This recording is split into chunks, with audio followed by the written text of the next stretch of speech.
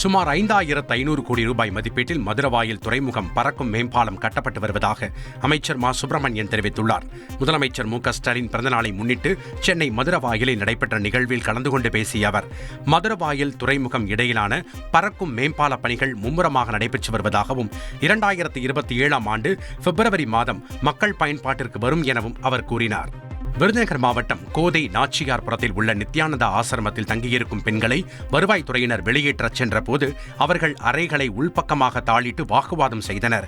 கணேசன் என்ற மருத்துவர் நித்யானந்தா ஆசிரமத்திற்கு நிலம் வழங்கியிருந்த நிலையில் நித்யானந்தா மீது பல்வேறு குற்றச்சாட்டுகள் எழுந்ததால் நீதிமன்றத்தை நாடி மீண்டும் நிலங்களை பெற்றார்.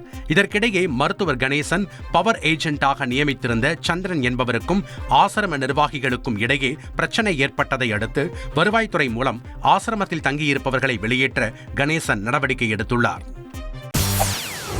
செய்திகளை உடனுக்குடன் தெரிந்து கொள்ள உடனே சப்ஸ்கிரைப் பண்ணுங்க.